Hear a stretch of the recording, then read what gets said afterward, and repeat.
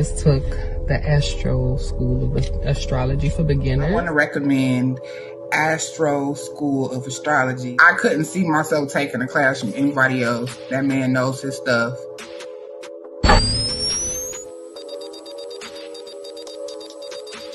The way Astro is going to teach you, you're going to get a really good understanding.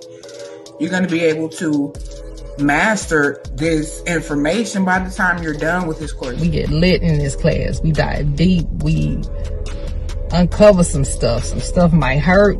It forces you to face yourself. It forces you to learn about you. And it's information that I've learned so far, I've already been able to incorporate in my life. It's super useful, even if you're not choosing for a career. It can help you out to understand the relationships that you have with close people. So go ahead and click that button. Pay for the class. What you waiting on?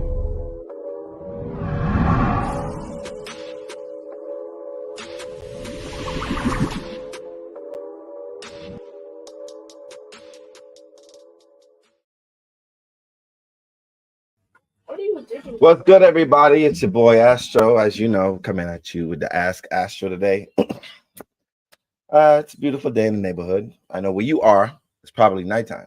Where I'm at now, it is 11:02 a.m. in the rising. So for me, I'm celebrating the rising while you guys are celebrating the night. I understand. Don't be jealous. Don't get envious. Your daytime is coming very soon. We're going to be doing another set of Ask Astro. This time, just asking for a little donation, just to bless your boy. You know what I mean? And just to make sure I get something to eat in the morning. You feel me? Just that's it. And that's all. As you can know, if you're interested in learning astrology the way that I teach it, you can join the class. As you can see, we are about to start our next semester. Okay, I want to say that I'm proud of all of my graduates and everybody who I've taught, and I've taught hundreds of people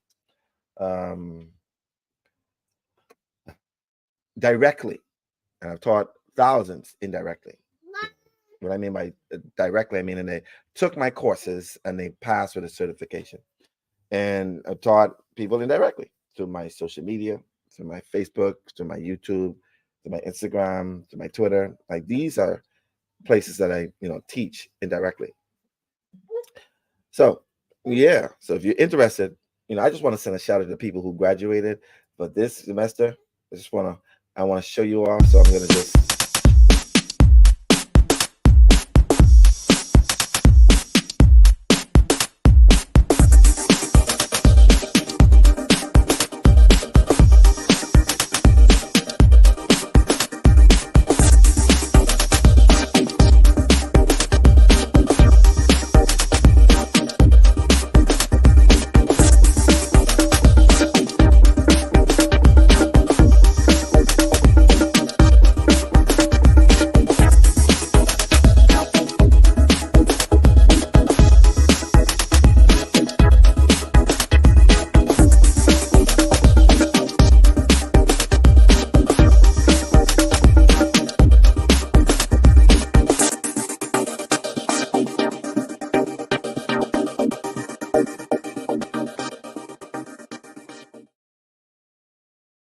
All right, those, like I say, I'm very proud of those people, and they did a great job.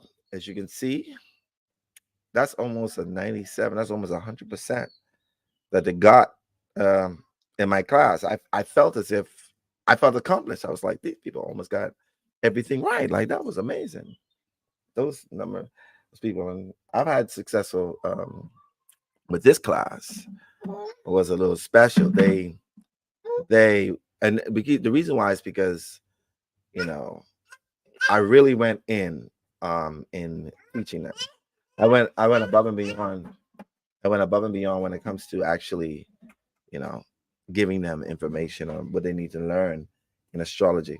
And if I was you, I would move on. We have beginners, intermediate, and expert. Different modules that will actually make you more prepared in your life There's nothing like having your blueprint in front of you and knowing what you can work with. A lot of you are just wandering around aimlessly, don't even know the direction you're supposed to go in.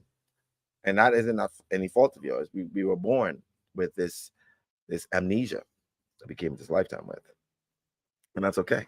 You know, that's why this blueprint is here for you to remind yourself of who you are, where you came from, what you're about to do, and all that other stuff. I'm just here to teach you it. That's it, and that's all. So we're about to do what I consider an Ask Astro. This is where I take information and we. Oh, where's my phone? Oh, thank you. Where I take your information and we go into the Ask Astro. You see what I'm saying? Want to send a shout out to people who are here. So I want to say hello to everybody. What's good, everybody? Nice to see you here. Thank you, Nidra, Auburn, Mocha Love. Hey, what's going on, Sugar? Thank you for having me. Hey, Sugar Stick. What's going on, Sugar? Gabrielle G, you ask, where are you, Astro? I am in Chiang Mai, Thailand. In Chiang Mai, Thailand. That's where I'm at right now. Hey, Ash, what's going on, Miss McDougal? Tamisha, Greg Wilson, yeah, you caught it live. Goddess Enough, what's going on, baby? What's going on? Yeah. Just saying my hellos and paying my respect to everybody who stays with me and is here talking with me. Hey, Winnie, how you doing, chicken? Kira Jones, thank you very much. You know what I mean? Lakira Jones said, I'm nervous to sign up. Why are you nervous? Don't be nervous. It's actually it's very liberating. Hey, my love. That ain't Miss Love, that's my love.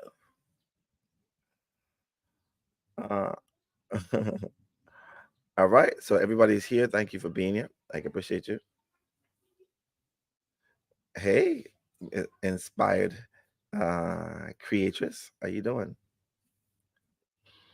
And JB Butterfly said, I know nothing about my chart or anything. I'm trying to change that. That's right. Well, let's get into it then. Let's try to, you want to learn? It's right here for you. It isn't hard at all. You could actually do it.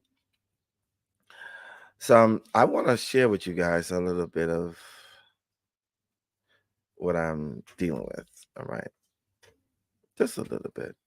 You know what I mean? I just want to make you aware in a few moments, in a few days, I'll be working with, I'm going to be doing a lot of videos on the 100 most influential, how should I put it, Black people in the world and their charts. So that's what I'm going to be doing very, very soon. I'm just going to give you a little sneak peek of, and it isn't really me, I'm just putting it together. As you know, we got AI for that sort of thing, but I have to literally go one moment at a time. I'm just going to give you a 1 minute preview of one person that I'm working on right now. Is called Elijah Muhammad, the Honorable Elijah, the Minister Elijah Muhammad. And he was a trailblazer in the Nation of Islam, the Black Islamic group in the United States of America. Yeah. And he influenced a lot of people. Is the reason why you hear a lot of people be saying, my brother, my sister. That came from Elijah Muhammad. All right. Which he was taught from Farad Muhammad. All right. And it's a whole long story. And some of their teachings is some of the things that you guys do without even knowing that you're doing it. That's how influential the man was. You don't even know. Okay. It's period point blank. And I would share his chart, and take a look at it whilst we look at you guys on as well. Beautiful. On a day, windy afternoon you know what I of mean? October 7th, 1897, at approximately 2:33 p.m. in a small town called Sandersville, a beautiful bouncing baby boy was born to William Poole Sr., a local Baptist lay preacher and sharecropper, and Mariah Hall, a homemaker and sharecropper. At that moment, the sun was in the sign of Libra 14th degree, the moon was in the sign of Pisces 11th degree, and on the horizon was the magnetic and charismatic sign of Aquarius on the 10th degree. This child was the 7th of 13. Little that these parents know that this middle child would grow up to be one of the most influential and controversial religious figures in American history. This child was no other than Elijah Robert Poole, also known as the Honorable Minister Elijah Muhammad, the former leader of the Nation of Islam. All right, that's just a little sneak peek of the storyline of the great Elijah Muhammad. Now, he had a lot of controversy going on in his chart. In his life. And it's literally right there in front. Now, most people don't know his time of birth, but because of my extensive knowledge in astrology, I was able to rectify his time of birth based upon experiences that he went through and getting a somewhat accurate time of birth. And that's why I was able to do his chart. Most people, would, speculate, guess, so-and-so, but, rectification is really a way of finding out somebody's time of birth without actually knowing it particularly. And a skilled astrologer can actually look at your physical body, your attributes, also events that take place in your life, and be able to assess, based upon the date of birth and the place of birth, how you would look, how you would act, if certain placements were in certain houses. And I was able to assess his time of birth. And let me tell y'all, the story of Elijah Muhammad is something. You hear me? Is something. You have no idea. It's just really, really something. All right? Really something. So the question is, I question whether or not me and my life will allow time and concentration. Oh, that's why you say that. Well, I'm going to tell you this, and I'm going to say this straight. If you don't learn yourself, if you don't learn your life and where it's going, then it's all pointless. Then you be going down a blindfold. You don't know that the job that you have, or the career you have, or the business you have, the destination. You don't know what next to do with it. And then you'll be stuck with feeling lost if you lose those things because you put so much emphasis into that instead of understanding the currents that work its way. You understand what I'm saying? All right. That's just exactly what it is. Hey, Mariana, what's going on, sugar? Hey, Pumpkin, what's going on, baby? Good to see y'all here. Thank you for having me. And you know what? That's what we're gonna do. If you're interested in having your questions answered, and this is a little more left-brained and right-brained, both of them, with doing. It's just like having tarot, but more so from the stars, from the sky. So if you are open, then I am here for you. Just checking my messages. See the request.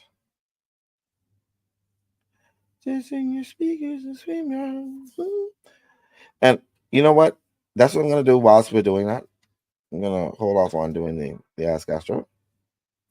And I'm going to show you. I'm gonna show you how a chart will look, especially for like Elijah Muhammad. We're gonna do a sneak peek into his chart. I'm gonna give a little bit of his news of what's going on.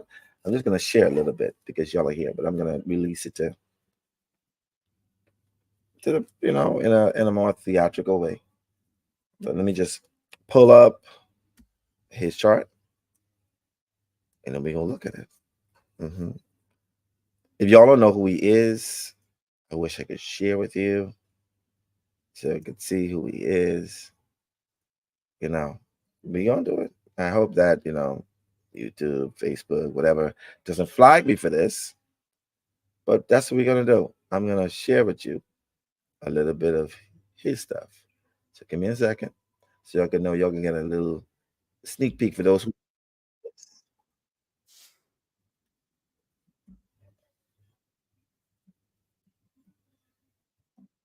Yeah, a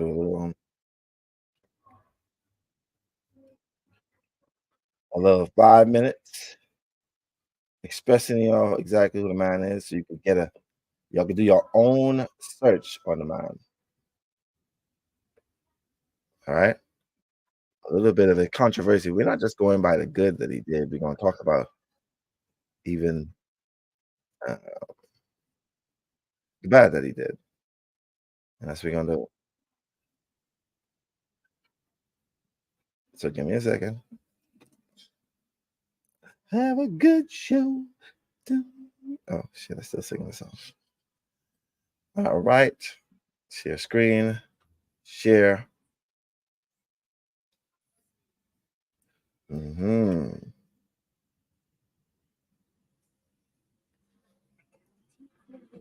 The hands of whites. Since our arrival in the states as slaves, the path towards freedom in the form of finances and overall lifestyle has been made difficult due to a number of specific laws and policies made against Black people. Leaders in the African American community often decided how many people would operate in society, as they were very influential and respected. Elijah Muhammad, who established the Nation of Islam in 1931 alongside Wallace Dodd Fard, was such a great leader, and his views on religion and the Black man caused great controversy, both amongst those within the nation over time, as well as those on the outside looking in.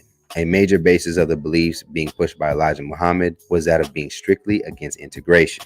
For Muhammad, the idea was that Black people should be self-sufficient, as God is Black, and so was the first man made in his image. As a tactic to be able to truly prevent integration, Muhammad would eventually turn to an unlikely source in the form of the KKK and white supremacists. The move was heavily scrutinized, and the doubling down of it by Muhammad only placed a greater strain on many who felt that working with these groups under any circumstances was a poor judgment. Many have never heard of this gutsy and groundbreaking move, making it crucial to understand both how and why Elijah Muhammad partnered with the KKK and other white supremacists in the first place, as well as the consequences the decision had for years to come. Elijah Muhammad was born Elijah Poole in Sandersville, Georgia on October 7, 1897, as the seventh of his parents' 13 children. Having grown up in the South, racism and the subsequent issues that came with it was something Muhammad hoped to escape by moving up north. By his early 1930s, Muhammad had developed strong views on race and religion, thanks greatly to influence of Wallace Dodd Fard, who had changed his name to Wallace Fard Muhammad by this time. These ideas led Elijah to establishing himself as a Black separatist, with a strong belief in the Black man being the original man and capable of thriving without having integration with the white race. Information from a PBS article reveals more specifics of the Nation of Islam's origin, stating, like Malcolm X's father Earl, Poole left Georgia and came north in search of opportunity and to escape Southern racism. He met Fard and one day heard from him that Fard was in fact Allah, or more precisely, the latest in a series of Allahs. Renamed Elijah Muhammad and referred to him as God's messenger, Poole established a new temple in Chicago, the city that will become the Nation of Islam's headquarters. This establishing of the nation in Chicago was crucial, as Chicago was a large enough city for there to be hope that the message would spread quickly and grow the following. Another focal point of the teachings pushed by Elijah Muhammad, according to the Britannica piece, was that Elijah Muhammad believed that the white race was created by Jacob, a Black scientist, and Allah has allowed this race to hold power for 6,000 years. Their time was up in 1914, and that the 20th century was to be the time for Black people to assert themselves. Black economic prosperity and other positive developments were all pushed as being owed to Black people, with Elijah Muhammad consistently asserting the time is now. Serving as a leader under Wallace Muhammad since the inception of the group, a few short years later, in 1934, Wallace Muhammad would disappear. Elijah Muhammad would immediately begin his reign as leader following the disappearance and looked to expand the group in a way he could as quickly as possible. Gaining of funding for the group was something that in the eyes of Muhammad would be the only way for Black people to get on track or ahead in society. The fourth quarter published an article that speaks on the life of donor H.L. Hunt, and gives reason as to why he would agree to work with a black man, stating one of Hunt's chief allies, Alfred Zoe, indicated that since 1936, Hunt advocated deporting all African Americans to Africa. For this reason, Hunt supplied Nation of Islam leader Elijah Muhammad with continuous financial support due to Elijah Muhammad's belief in racial separation from whites. In 1997, Dr. Manny Maribel would publish an article titled Along the Color Line, which would detail the controversial meeting of Minister Louis Farrakhan, Reverend Benjamin Chavis, and fascist racist leader Lyndon LaRouche. Before detailing this meeting in the 90s, the author notes that the Nation of Islam had had a long history of meeting with the white right. At the height of the civil rights movement across the South, many white racists and ultra-conservatives came to the conclusion that the racially separatist views of Elijah Muhammad were clearly preferable to the integrationism of Martin Luther King. Now, Hunt was an oil baron, originally from Illinois, who made it big in Texas. The shared idea that blacks and whites should not be together led to the consistency of the support, and the billions of revenue gained from being an oil tycoon made Elijah Muhammad rich as he purchased lavish homes and other items for himself from these contributions. Additionally, Elijah Muhammad would end up establishing overseas bank accounts as well as for his assets, with many claiming he did this merely out of greed to avoid taxes. As the years went on, Elijah Muhammad would only become more passionate in his pursuit of preventing integration, hypocritically teaching that the white man was the devil while simultaneously accepting these donations. Information gained from the Southern Poverty Law Center highlights the timeline of Muhammad's actions, as it states that in 1961, Elijah Muhammad, founder of the black supremacist Nation of Islam, met with the Ku Klux Klan leaders at Magnolia Hall in Atlanta. Although they had different ideas about the skin color of the master race, they shared the belief that blacks and whites should stay separate. The following year, Muhammad invited American Nazi Party chief George Lincoln Rockwell to address a nation convention in Chicago. Rockwell had gone on record telling his followers that Elijah Muhammad has gathered millions of the dirty, immoral, drunken, filthy-mouthed, lazy, and repulsive people, and inspired them to the point where they are clean, sober, honest, hardworking, dignified, dedicated, and admirable human beings in spite of their color. Muhammad knows that mixing is a Jewish fraud and leads only to aggravation of the problems that it is supposed to solve. I have talked to the Muslim leaders, and I am certain that a workable plan for separation of the races could be effected to the satisfaction of all concerned except the communist Jew agitators. George Lincoln Rockwell. All right. See, I had to share that because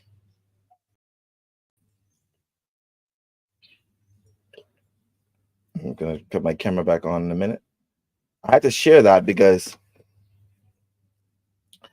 you know, the guy, and, you know, because we're going to dissect his whole chart. The guy literally was like, y'all black folks, we are powerful, magnetic, strong individuals. This is what we're here to do. And do not mess with the white man, because the white man is out to destroy us and was taking millions and millions of dollars. It's actually one of, you know, the forerunners, the leaders of the Nation of Islam. Actually, he was really like the father of the Nation of Islam. And people to this day still spit that same negative hate. I call it black racism. Okay? To this day, the man was taking money, millions and millions of dollars. He actually got land, 6,000 acres in Georgia to put black people in so they could be away from the white people. That oil man and then the other man, they paid him millions of dollars so they could take all the black people and put them in Georgia. It's the reason why Atlanta is known as the Chocolate City. Because some of them started to move there. But however, Elijah Muhammad only opened a section of that 6,000 acres. The other part he known as the Elijah Muhammad Farms. Okay. And to this day, we still spit this negativity. All right. Looking at, I'm gonna pull up his chart so you can take a look at what his chart is saying. And it's very revealing. It was very, very revealing for me when I rectified his time of birth. It showed a lot. It had me to be more, I was like, damn, you know, because people had him to be, you know, the next Elijah. Okay, and that was something that he himself deified himself, and people started to deify him. That's what they did. They deified him. They did. And let me show you his chart. You can take a look. We're going to dissect this chart before you get into your Ask Astros. Take a look. And for those who are looking to do their chart and want me to answer that question, send your cash out, send your question to my messenger, and we'll get to it. All right. All right. Let me share the screen so you can look at what I'm looking at.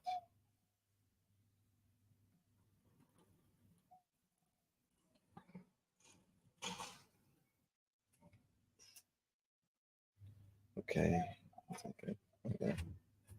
Takes a while.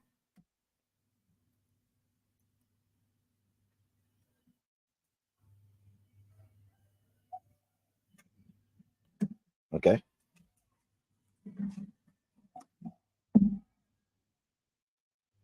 All right. Oh, damn. So there it is. There's his chart. When I rectified his time of birth, he was an ascendant in Aquarius at 10 degree, 52 minutes. His sun sign is Libra, and I was sitting in his ninth house of foreign places, foreign cultures, philosophy, spirituality, and religion. And his MC, which represents the career path, was 27 degrees and in the sign of Scorpio. And his Saturn was in 27 degrees, conjunct each other. Okay. And his Uranus is also conjunct. Whenever you have Saturn conjuncting the MC, that creates a legacy. That means that this person, and yes,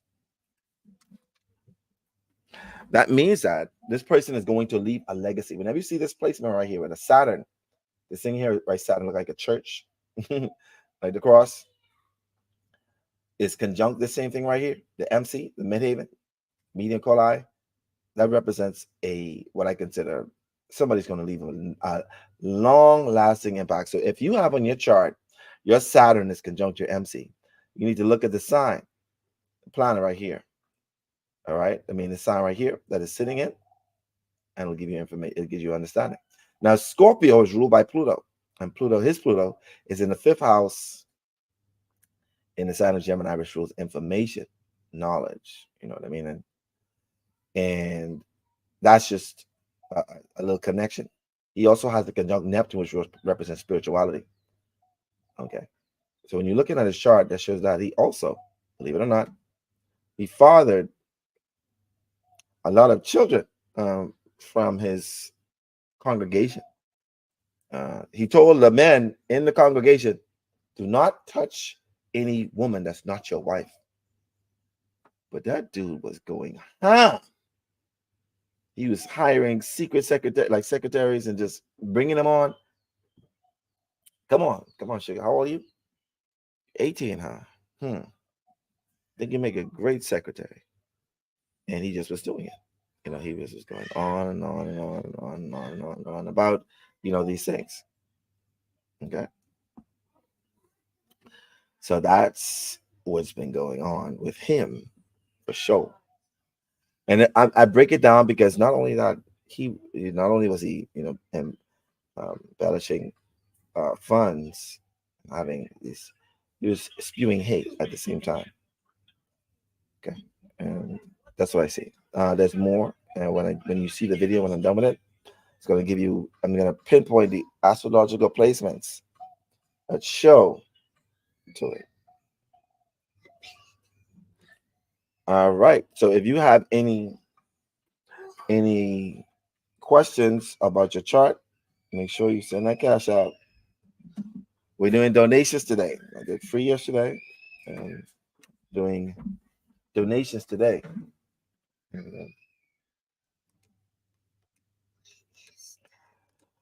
Okay, so we got a question. Somebody send a cash out. I truly appreciate you. And that is Mocha Choka. Appreciate you. Thank you for for being here. And I see we got, oh yeah, that's okay. Now we got, oh, and then we got Brittany, the priestess. If you have, I want you to message me in private in my messenger so I can actually answer your question. I don't see your message, so send it to me. Send it to me on messenger if you can. Okay, that'd be perfect. Perfect. And that way I could get your information and we could go to it. So I think it's Mocha. I think I got your chart. We're gonna take a look at that. Gabrielle G said, "Do I have PayPal?" I used to have it, but then people would start to scam. They would pay me on my PayPal, and then there's a scam where you can actually refute, even if you got the services done. And PayPal will give the person who actually asked for the refund back, even if they got the services. And I don't deal with PayPal because it's a scammer's haven. It's a scammer's haven. We don't do PayPal. Let me look at your chart, Mocha, so we can go into that. Let me just pull up the screen so we can look at your chart. Taste my tea.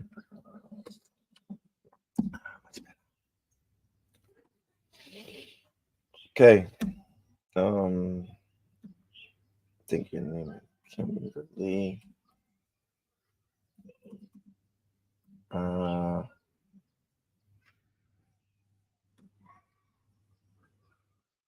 me look for it.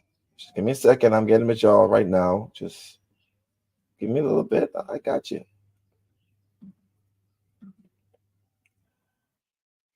All right. Share screen. Share screen. Window. Janice. Here. All right. Mocha, I think this is your chart. I'm not sure if it is. I think it is. And you're asking if the question you ask is my current person I'm dealing with romantically my life partner?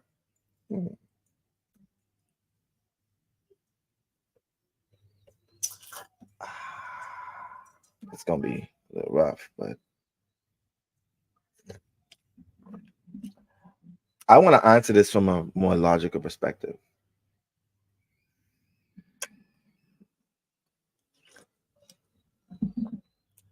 And I'm going to give a little bit of, my true belief. I feel like everybody's your life partner. They're just not in your life forever. And I think that's what most people want. They want foreverness. And foreverness means that they start off from the beginning when you were a child, a baby, when you were born, and they're with you for the rest of your life.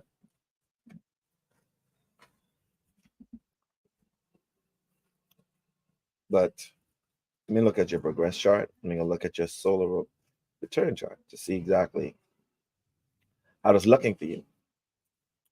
Now, at this point in time, as a Scorpio progress rising, which you can see, your ascendant is now in Scorpio, and so it's conjunct your Pluto. And you have Nemesis conjunct Pluto, conjunct your ascendant. And that's a rough placement, but we're going to see how this works. The 5th house is the house that rules romantic relationships, especially when you start to date. This is your first area. If you were looking for somebody who you're dating now, or what they'd be like, this will give you the general information of that person. Okay? The general information about that person. And if you're dating 2 people at the same time, then the 7th house will be the second person. 5th house will be the first person that you met. You probably didn't meet them at the exact same time. But and that's kudos to you. Again, I mean, the 5th house will represent both of them. But this person right here, because your Cerberus is there, and because you have Pisces there, you have a sort of idealism of who the person is. You're living in a, how should I consider, an idealistic view that this person is. However, your North Node is in Pisces there too, which represents that you're supposed to experience this right now at this point in time, this romantic, idealistic view of this person. Now, Pisces is ruled by Neptune, and your Neptune is in Capricorn. Capricorn represents, structure, order, but it's also the father of time. It's also conjunct Saturn, conjunct Mercury, and widely conjunct Uranus. So this person in your life, I would say, will be somebody that you can communicate with, someone you feel strongly about, all right? Somebody you feel spiritually aligned with, but somebody who's going to be in and out to some degree. There's going to be an up and down in that relationship. Okay? However, when the Uranus or the fourth house ruler is conjunct the fifth house ruler, and that's right here and here, that means that this person, because the fourth house rules the home and living in the home, and the fifth house represents, and the fifth house rules your romantic partner. It shows that at some point you and this partner will be living together. All right? Definitely it's seeing that. How much do you need? And that's what I see here. You guys are definitely going to be living together. Now, the fifth house, fourth house ruler, and the fifth house ruler conjunct is also connected to Mercury, as you can see right here. And that means that where Gemini is, right here, is also brought into this fold. So this is somebody you're going to feel intense connection with. All right? Intense connection with. Okay. All right. So to answer your question, there is going to be longevity in the relationship. This person may last a long time, but there's going to be a lot of ins and out. This person is not going to be as it is. You say he's a Pisces, and the Pisces is sitting on your fifth house of romantic relations. That's pretty cool, ain't it? Right. So basically, he is a long-term partner, but it's not going to be as idealistic as you may think it to be. All right. KK said, "Can we?" Let me say, I have a question. Okay, type your question in, Pumpkin. What's going on? Hey, Jerry Bear, what's going on? All right, who's next?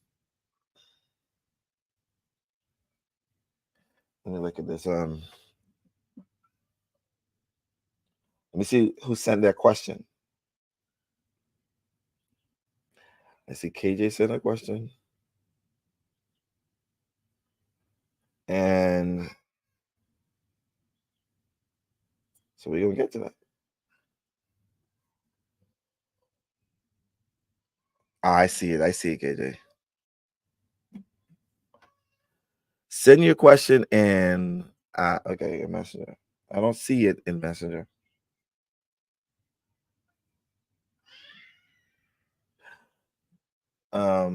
Your question, KJ. And I think it's your first time me doing your chart. So let me pull up your chart. You got to put your name down as what you gave me. KJ.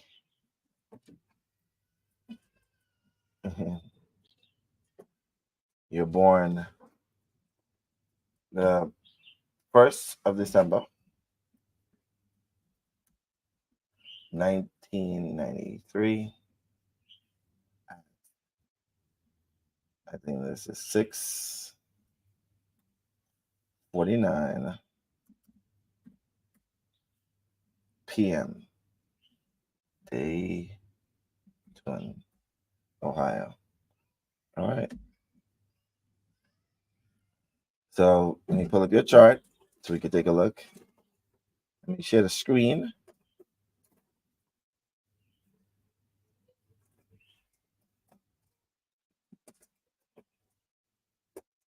Okay, so this is your chart. And the question you have is, my question is the trauma I've experienced in this lifetime connected to previous lives I've had? Come on, sugar. Tell us what you've been through. You know us in the Astro Einstein Institution. We love to know your business. So we can know how to approach another person that may be going through the same thing, and we see it in their chart. So come on, sugar. Be open and vulnerable to us. Share a little bit about yourself. We want to know. We want to know what's going on. What's going on? That's what we want to see. So share with us. Let's see what's going on with you. All right.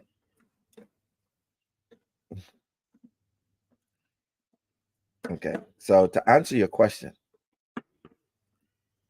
is it past life related? That's deep.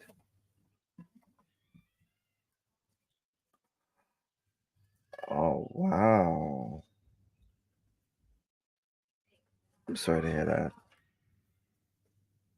Very, very sorry to hear that. Most of the times, whenever I see that there was a square to Pluto and Saturn, or there's a square to Pluto, Saturn as a connection to Venus. And if I see a square between those two, these are the generations and the people who were born who may have experienced sexual trauma from their father, who may have experienced sexual, and that you could take a look, and you look at the screen, let me make it clear what a square is. So you have Saturn in Aquarius at a 24th degree. And if you follow the line, you see there's a square here, and it leads directly to this planet right here. Well, this line right here leads directly to Pluto.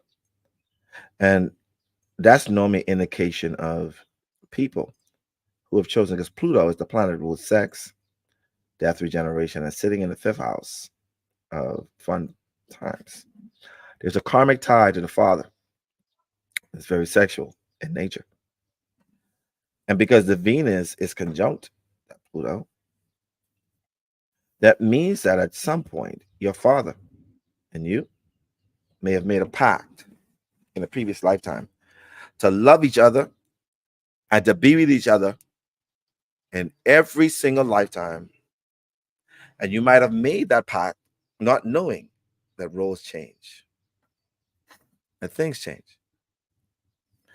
Now, I know, based upon your chart, you also have Mars, which is in the, if you look at it, in the 6th house, is also, widely conjunct by 7 degrees your sun. Okay, is widely conjunct your sun, and it's unfortunate that it happened. Now, 2 things happens with the sun. The sun and Saturn, and let me point out to you so I can be able to see the sun right here, and the same thing here called Saturn, are the 2 indicators of the father. These 2 planets tell you, or these 2, the luminary and this planet, tells you about the life and the relationship between you and the father. How I know that in a previous lifetime there was passion between you both is because you have Saturn conjunct Eros. And Eros, sexuality, reproductive organs, the heart, the cardiac system, the history, experience, and behavioral repertoire of eroticism. The joy de vivre. What turns you on? The will to live, the passion for life. And whenever I see there is a conjunction of the Eros, conjunct Saturn, and is making a square to Pluto and Venus, as a clear indication that you made a pact with this same father figure when he was a partner of yours, a previous lover. And this is why I tell people to be careful about talking about, I want to, if you in every single lifetime and I want to be with you in every single lifetime, that can really cause a lot of problems.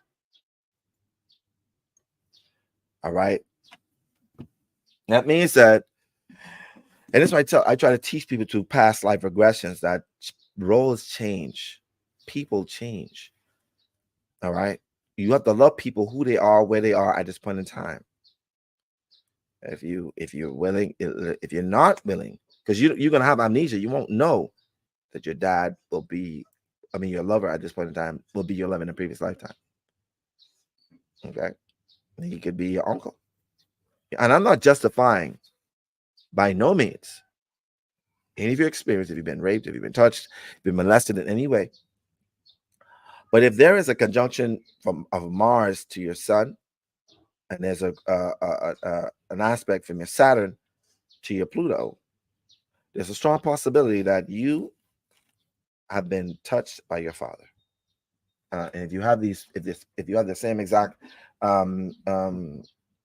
configuration, then you may be subject to the exact same thing.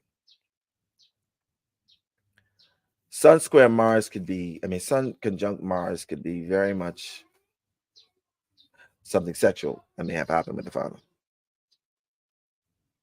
And the Saturn square Pluto even solidifies it. It means that it happened without your control. And this could also, another scenario of this is that you might have been the male figure doing the exact same thing to him in previous lifetimes, based upon your chart.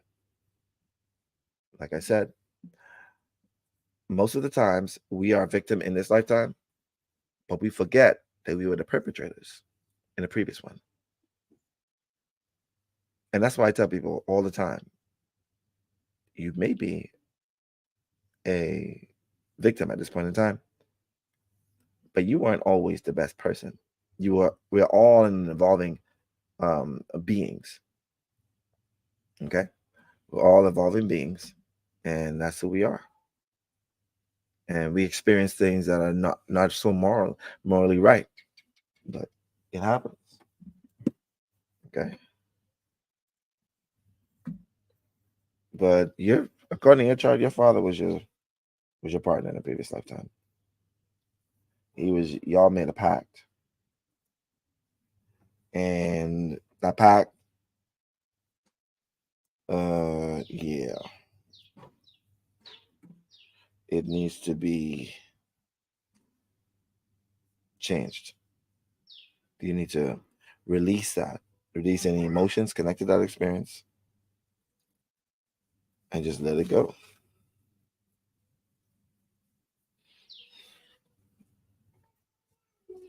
All right. I hope I answered your question. Next is Abby Duncan. Hey, babe.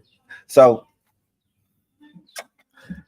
and your question is, I think, is what should I expect within this year in all areas? Well, we still question your year of birth because of the hospital, or people say. So we're gonna try our best. I'm gonna try my best to this video. All right.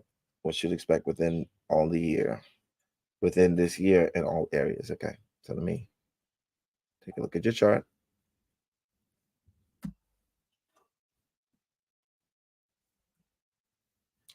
I'm gonna search, and I gotta find the right chart though, because some of these charts I have you down as, I'm gonna give you the 1989 one. Okay. So we're gonna look at the 1989 one, if you're okay with that. All right. So let's look at it. Let's look at you see for the year. We're gonna look at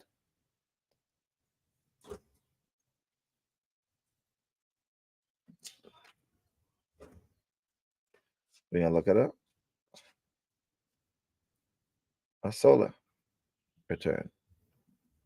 So we're gonna look at a return chart, solar return, and look at the dates from, we're gonna say June. All right. Then look at June. We're gonna cast the chart.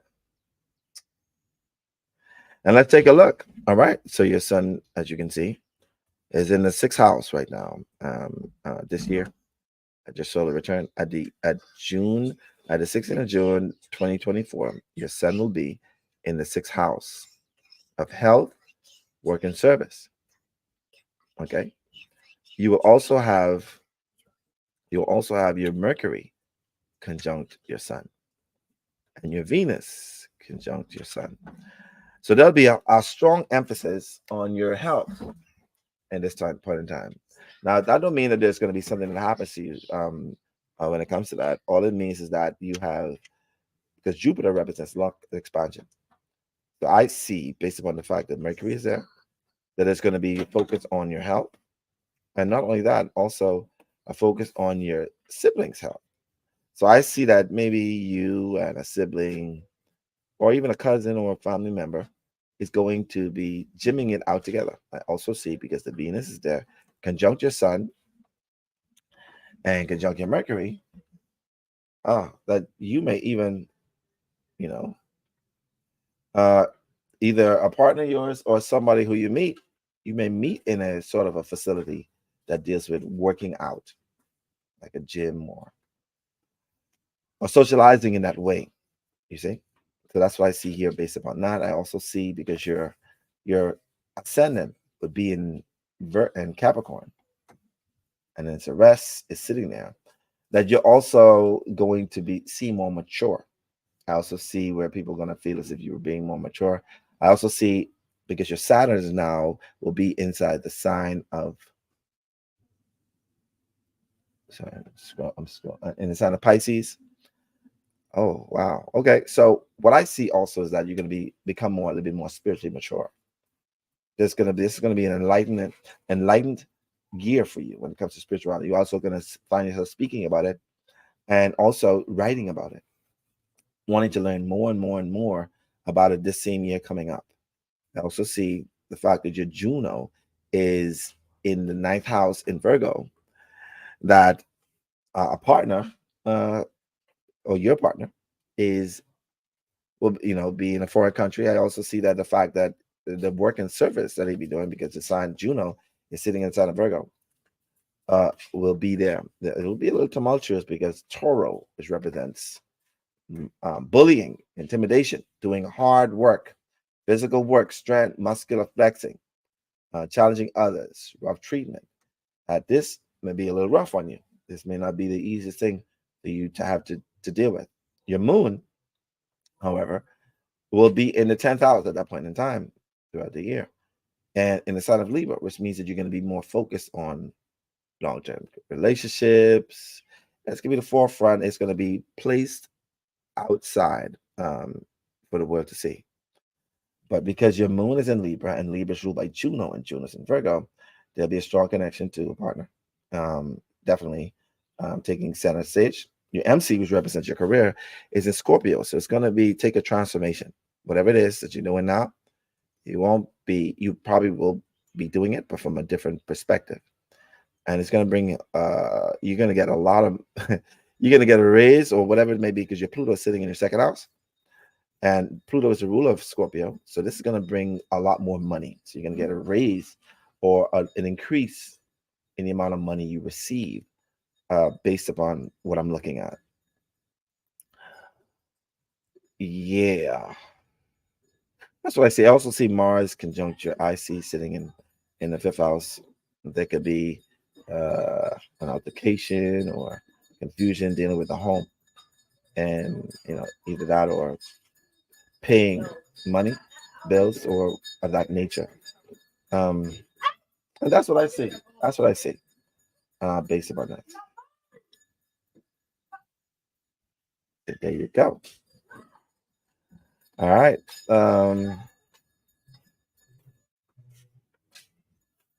Thank you. Okay. All right. So, all right. So, okay. Nefertari. All right. Nefertari, I think you sent your message. And I think, let me see who sent that cash app, because it got to be matching up. The cash app got to match up. All right. Shanice, Tamika, Latoya, Jay, Mariana. You sent one too. All right, Mariana, you got a question for me? Brittany, the priestess. I need for you to send me a message. I still don't see where you are on my messenger. That'll be perfect if you send it to me. So next up is Mariana. Mariana, you're next. All right. And your question is, what is my son's purpose? After Mariana, so let me tell you the lineup. After Mariana is Tamika Griggs Wilton, then Nefertari Latoya McCoy. All right. Mariana. Let me pull up your chart, your son's chart.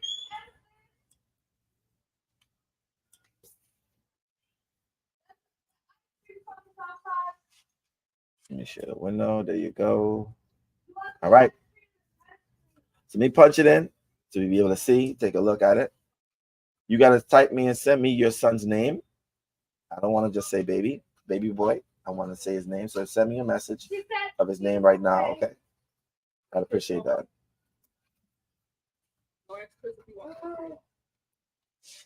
And he was born at 11:59 p.m. Whoa, he was almost born the next day. He almost was born on the 7th. If he had waited just a little bit. And also, can you send me his place of birth, please? He said no. All right. I need to know that. If you're listening, Mariana McCoy, I'll have to hold you off until you send me that. I need that information. I don't have that. If you send it now, then I can do it. All right. Universe. Okay, his name is Universe. I like that.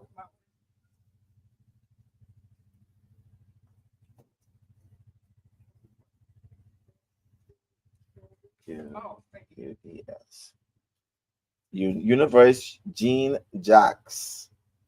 In the Bahamas, when we hear Jean Jacques, that's Creole. We know that's Creole. You have to also tell me where the state that he was born. I need to know the place exactly, not just the state, the place. So send the place that he was born, please.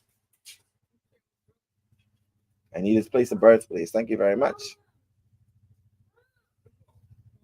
The quicker you do that, the better it is.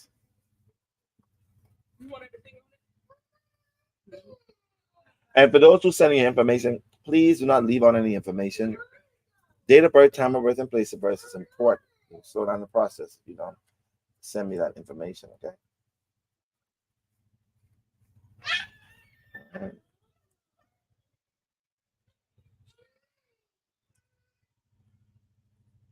All right. So this is Universe. Oh, wow.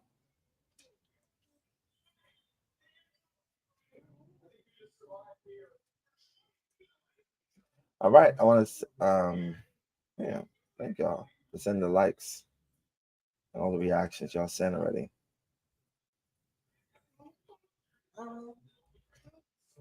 Okay. Hey, Brittany, the priestess. Thank you very much. Appreciate you.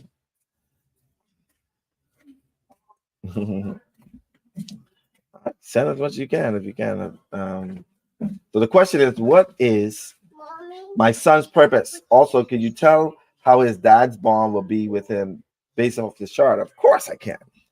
It sounds like an interesting conversation to have.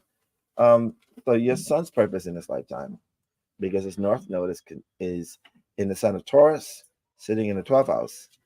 So the 12th house is about spirituality. It's about collective unconsciousness. It's about surrendering one's will to the whole collective. And he has Taurus there, which represents assets, finances, money.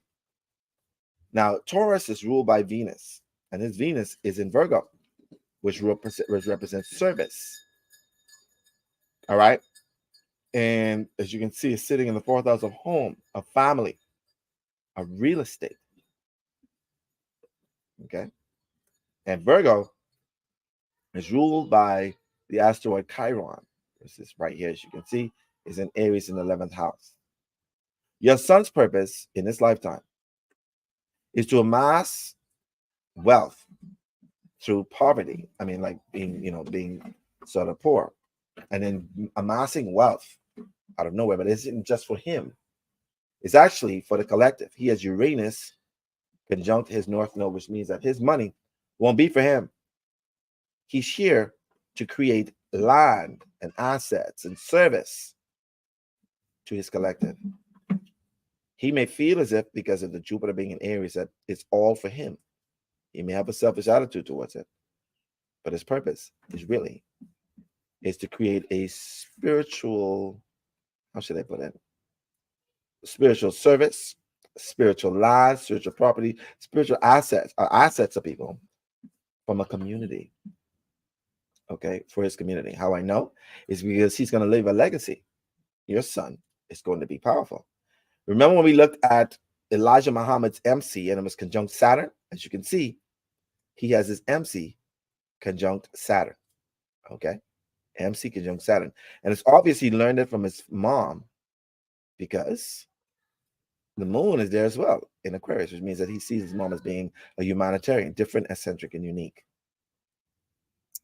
He has Vesta conjunct his MC, and Vesta, as you can see, represents commitment to work, using work as compensation, dedicated to accomplishment of goals, emotional distance, hard work and career demands, impersonal sublimation of other interests into the career or vocation, sacrifice, denial of self for the greater goal.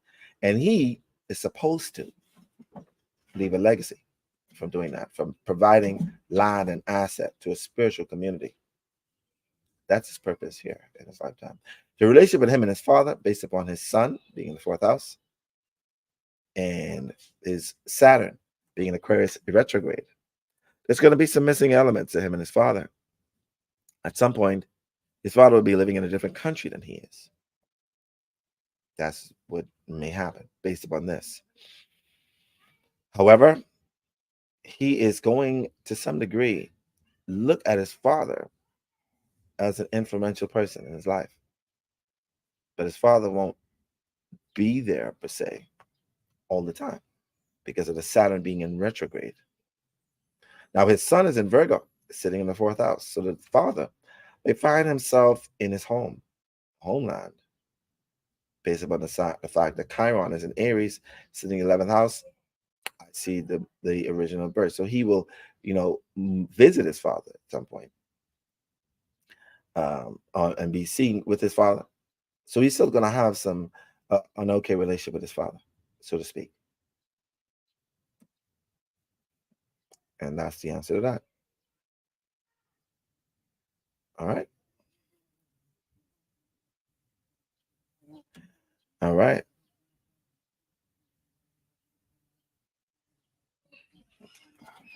Oh, you knew it when he was pregnant. That's amazing. Amazing. I'm glad that you could feel that. He's an amazing kid. According to this chart, he's going to leave a legacy. He's going to leave an amazing legacy, too. All right. Who was next? Was it Nefertari, Tamika? Nefertari and Tamika. I'm going to need you. Okay. What's the next level for me is my friend Nefertari. All right. Let's look. Let's check out your.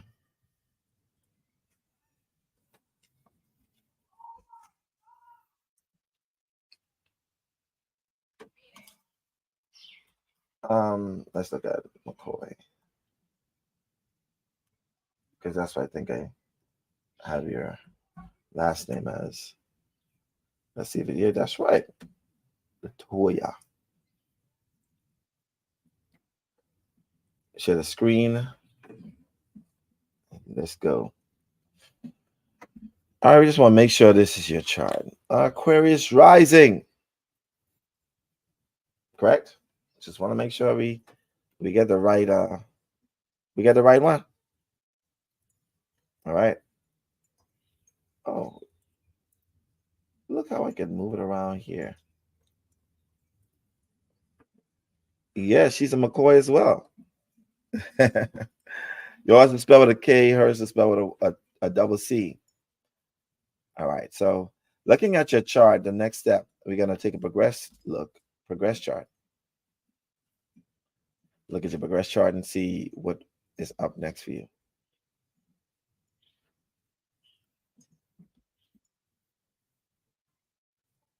All right. Your progress chart shows you you're now in an Aries rising, 20 degrees. You've been there for quite a bit. So you may come up to people as being aggressive, very direct, straightforward, a lot to handle to some people.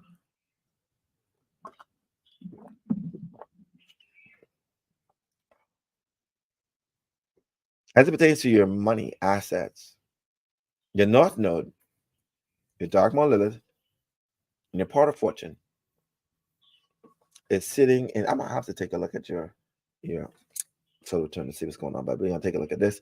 Your North Node is sitting in your second house in Taurus. Now, Taurus is ruled by the planet Venus, and your Venus is in the sign of Virgo, representing service, and is widely conjunct Mars. Virgo is ruled by the asteroid Chiron. Your Chiron is in Gemini, in the third house. Gemini is ruled by Mercury, and your Mercury is sitting in Scorpio, conjunct your South Node, and conjunct Pluto, and conjunct your Moon in the eighth house of other people's money and assets and finances. So right now, your purpose at this point in time is to amass wealth through services. Okay? Amass wealth through services. As you can see when we looked at universe, North Node is in Taurus too. So is yours in your progress chart. And it's conjunct your part of fortune. So money and assets and finances are definitely there. Now, however, because the Venus, which is rules Taurus, is in the sign of Virgo and is sitting in the sixth house of health, work, and service, the way that you are here to amass this is to incorporate a service that deals with either health, work, or service. Okay. Now, Virgo is ruled by Chiron, and Chiron is here in Gemini, which is in the third house, which represents information, knowledge, teaching. Okay. And because Gemini is ruled by Mercury, and Mercury is in Scorpio, ruling other people's money, bills, assets, investments, learning how to deal with certain things. And because it's conjunct Moon and Pluto, I will assess this at this. Your next step is to amass amount of money through a service that helps people, that brings them the ability to learn something, all right, to give information, all right, on how to manage their money and their investments and assets so that they can have what we consider a family long-term, like trust funds or something of that nature, because Pluto, the ruler of Scorpio, is sitting here conjunct Mercury, which means that is your next step. If you're not doing it now, then you're missing out on what you're supposed to be doing, because that's your next step. Your next step is that investment in helping people and their families to have a legacy financially. That's what you, Nefertari Latoya McCoy, is here at this point in time. That's your next step. You're not doing it now, then you're surely missing out on what you're supposed to be doing.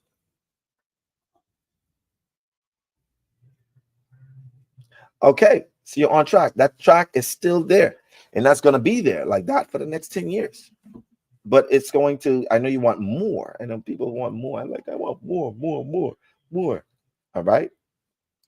And that's what I see. I see that is going to, as you continue to do that, believe it or not, and see your partners there. You see Pluto. Juno represents the partners, marriage, relationship, maintenance of one, right?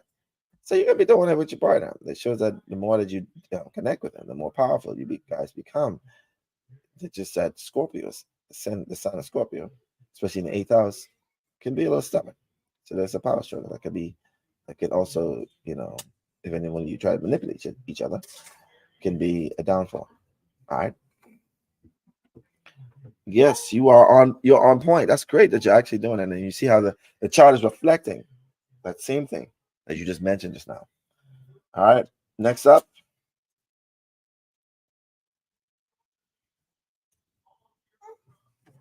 is Oh, let me check the message request.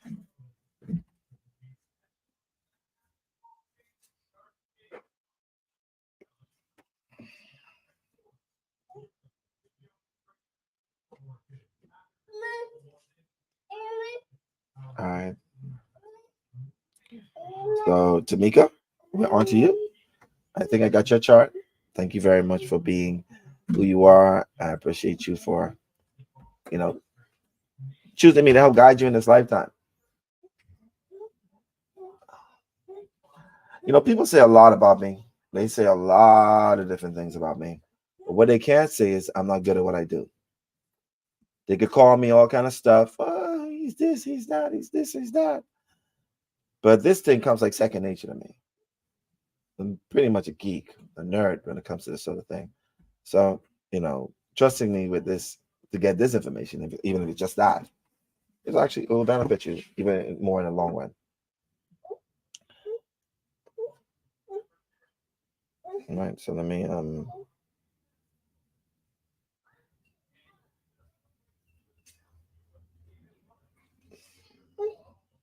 all right.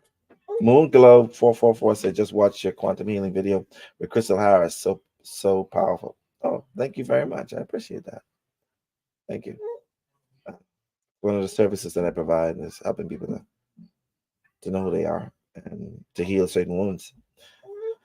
All right, Tamika, we got your chart and we're gonna get into it. All right.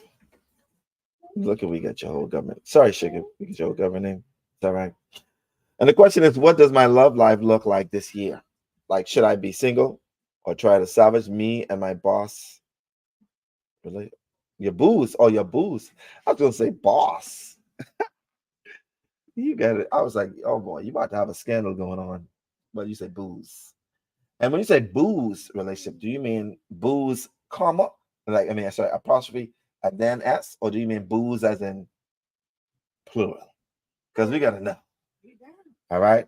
We want to know exactly what you're talking about to make it since you're here. Let's be real. One person. All right. All right. Just wanted to make I didn't want to be you know, party pooper here. So you said look like this year. Okay. So we're gonna do a return chart. Take a look at how it's looking for you this year. And that's from April 17th, 2024. Moving forward. Let's take a look how it's looking. All right. Now you want to know about your relationship with the love life. Now, your solar return, you'll have at that point in time. I think you're looking. You'll have Mars in your seventh house, right here. This is Mars. It'll be conjunct Nessus and widely conjunct Saturn, and it'll be conjunct your descendant. Okay, which means that you're gonna feel the need to, you know, to be focused on your partner. All right. However, your Mars is also conjunct Neptune, which means that there's going to be some sort of illusion dealing with that person. As a matter of fact, it shows that this year you're going to feel very, very romantic. You're going to be like, oh, I want to be swept off from my feet. Will it be longer lasting? Of course it will. You have Saturn conjunct your Mars here. It's conjunct Nessus. Just so you can see what Nessus means. Generous, willing to help. When I see Nessus conjunct Mars, it means that even if it isn't, if it's your booze, you're definitely gonna have to help him in this lifetime. At this point in time, you're gonna have to help him. You're gonna be saving him. All right. Now, if he's that's a long-term protective part. We also, as you can see, your fifth house rules romantic relationships. You have Ceres there, and you have part of fortune there. You have Capricorn. Capricorn is ruled by this planet Mars. Okay, it's ruled. I mean, the planet Saturn, and it's sitting in your seventh house. So this romantic partner, because it's based upon the past, because Saturn is representing the past, and it shows that you're rekindling this relationship with your boo It's something that could happen. But you got to be more realistic, even if you pursue that this is going to be somebody that you're going to have to help at this point in time. He won't be the one that rescues you.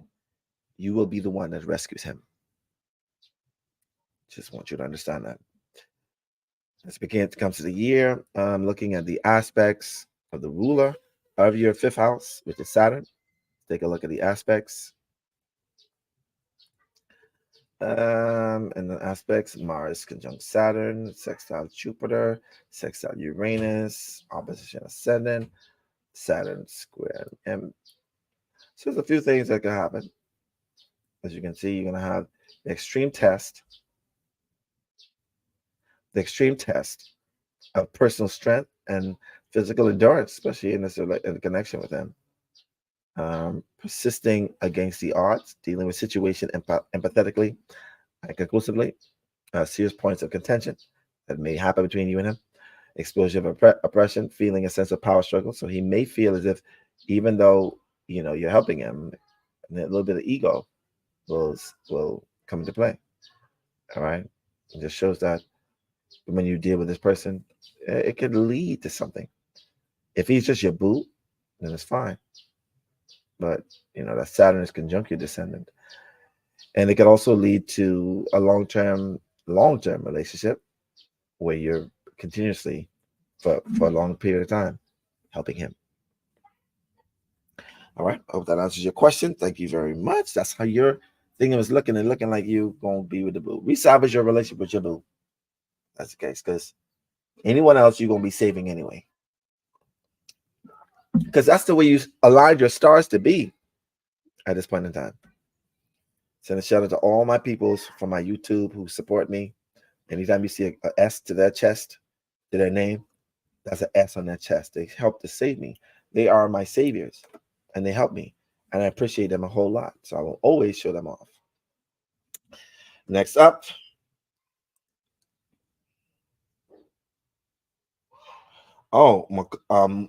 Kimberly sent another donation, and the question, because you're next, I think you're next, yeah, and then a few others. Damn, y'all are doing it. I love it. Y'all are trusting me to help you guide you. As you can see, I'm doing it from a more not an emotional, because when people do tarot, sometimes you could be subject to their emotions and what they're projecting onto you through their reading. But I'm not projecting anything. I'm just going by what I see here. So let's go back to your chart, Kimberly.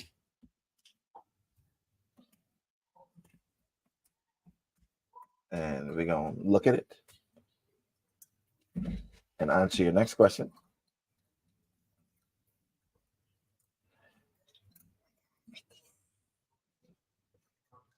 Okay.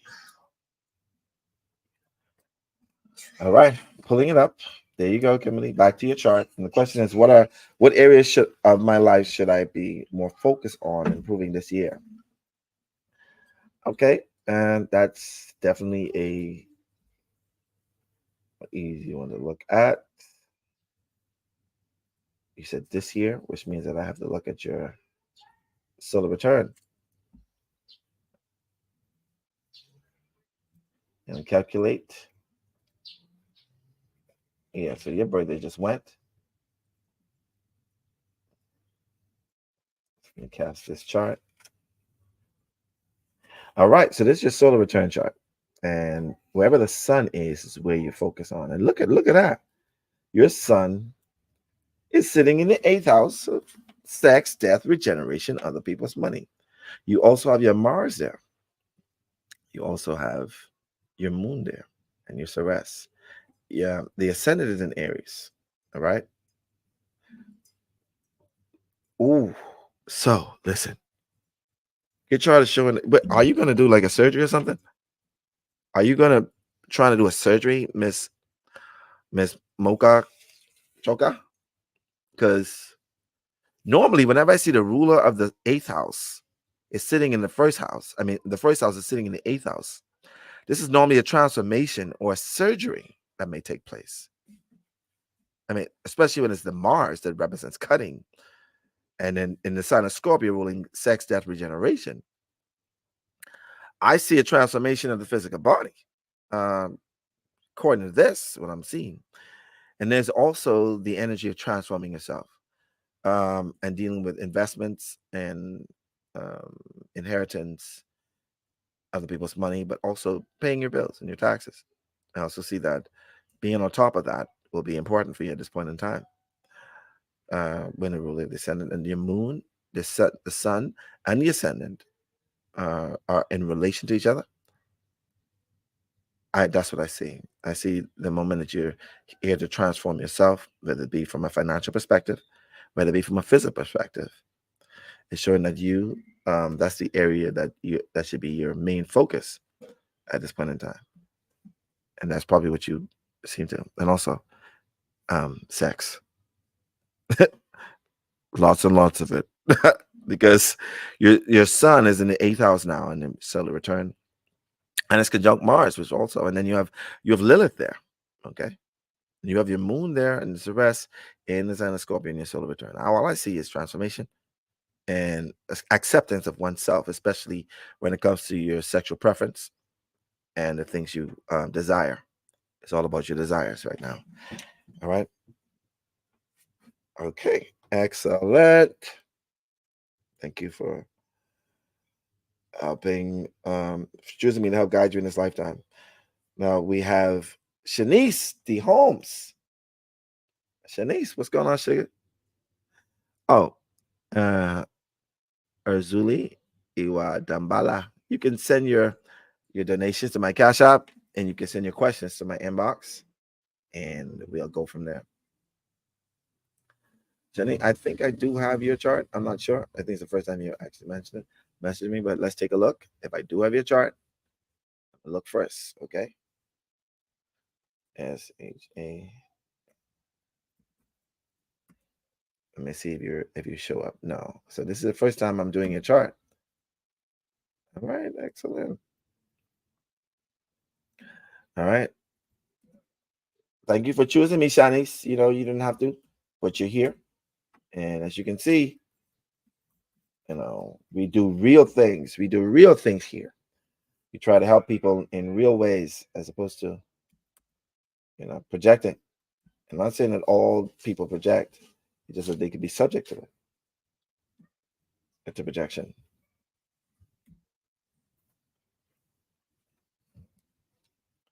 Oh shoot. You're born 1:37 a.m.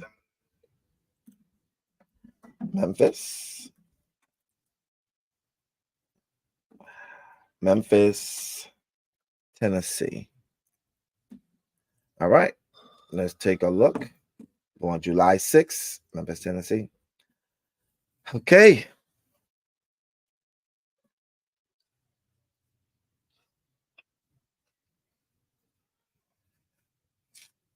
All right. Thank you for being here. Like I say, your first time. Excellent. So your question is, so let me pull up your chart. Your question is, over my life so far, I've always seemed to have struggles in all relationships, friendships, relationships. I just want general insight on what to do and what changes I can make. Thank you. Send extra tip. Whoa! What? Listen to me. I need a hand clapping video. That's what I'm gonna be. I'm gonna send the hand clapping videos. We're gonna download those things and have y'all. I'm gonna send a hand clapping to you guys. Thank you for sending the. I love being tip extra. Anybody likes that, right? And I'm gonna give you a really direct answer to what I gotta do. Say.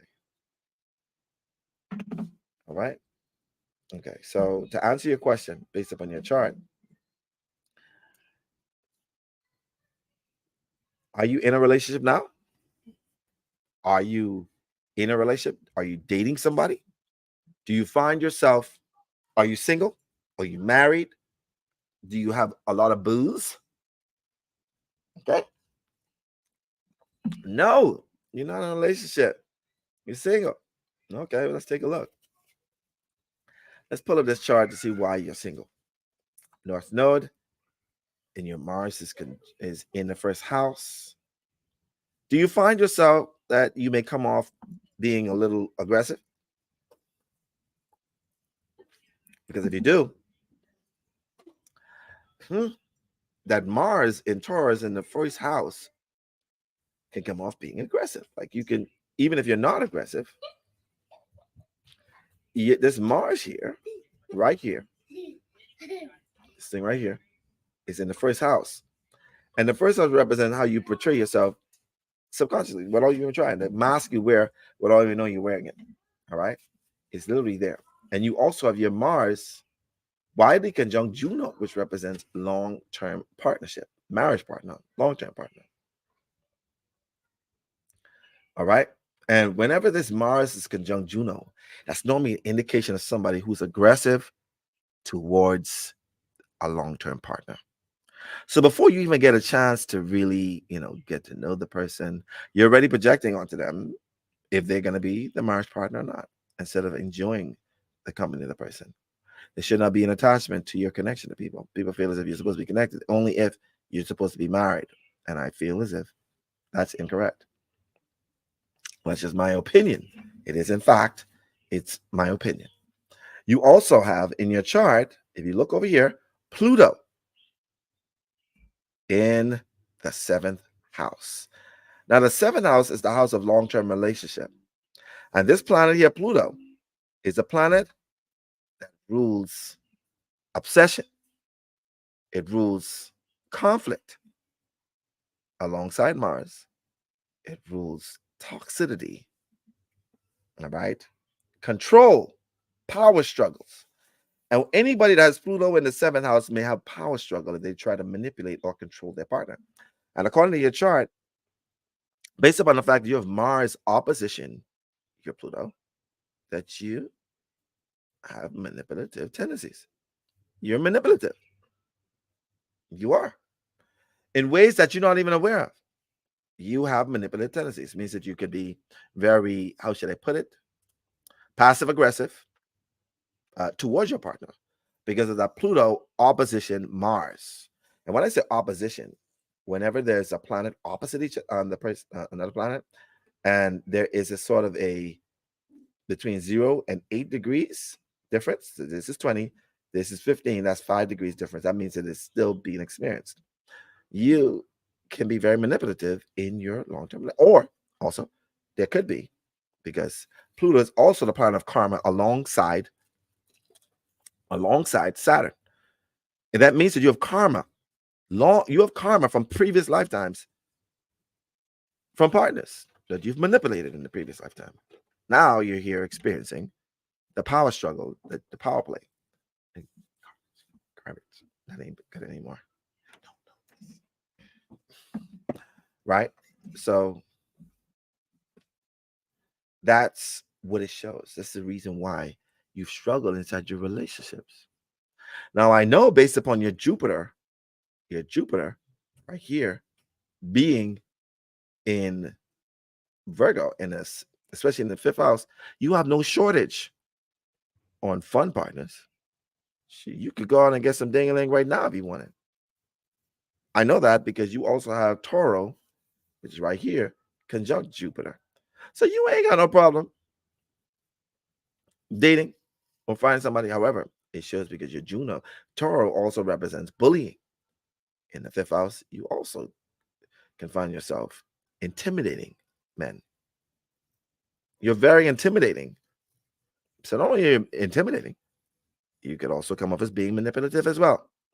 So this is the struggle that you have, even though your moon, if you look at your chart right here, is in Libra. So you need partnership. You need a sense, you feel the need to feel fulfilled by a next person. But the more you're manipulative and the more you're manipulative and the more you're controlling and the more you're bullying and intimidating, the more your relationships are going downward.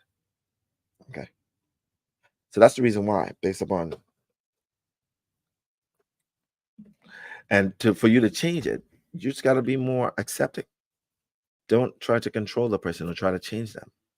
You just gotta literally love the person how they are. Be soft. Most women don't know how to be soft these days. Most modern women don't know how to be soft. And then and the connection or the excuse that is said is, I don't know to be soft because men don't want to treat me soft, or I always have to be hard because men. Well, you're going to be in a perpetuating cycle of losing men. Since you being soft is determined by your past lovers, then you're bringing your past into your present. So that's period right there. Learn how to be more softer. Your chart is stacked against you. Your Mars in the first house, you're stacked. You have to practice being more softer. Okay? And I'm talking about being pretty or dressing up. Because you could be pretty and dress up and look soft. But if you ain't acting soft, then ain't nothing happening. So I would suggest that you be more softer in your approach to the men in your life. And thank you for choosing me to help guide you in this lifetime. All right, next up, we got Deja Morris, I think. Thank you very much for, for being here. So let me take a look at your date of birth, time, birth, and place of birth. Thank you for, I can see that this is probably your first time being on my live as well. Oh.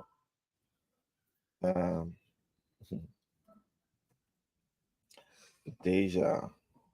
I remember I had a little sweetie pie that was named Deja when I was like 22 back in the day. Yeah, she was a little freak. She did thanks. Still remember up to this day. You see what I'm saying? But you know what I mean? I don't know if she alive or dead, but boy, whoever man is in our life is a blessed man. All right. Y'all know, y'all like me being straight up. I just like to share a little bit of my history. You know what I mean? I ain't trying to be, what y'all think. I'm trying to be what you know. All right, so let me share this screen with you so y'all can be able to look at this. You can be able to look at your chart as I'm sharing it. All right. Now, the question is progress chart on what I should be focused on right now. Good question. So let me progress your chart.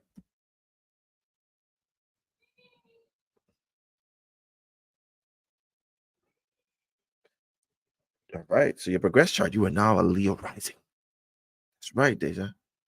Wait. Yeah, I got so much charts for you. God damn it. But I appreciate you. I done did your chart 1, 2, 3, 4, 5. All right, I got you. And I appreciate you for choosing me to help guide you in this lifetime. That means that, you're here for it. Oh, I accidentally pressed it twice. That's probably why. Okay. What area you should be focused on. Now, when I do that, I look at the North Node, look at your MC, look at your Sun, and your Sun is in the 6th house in your progress chart.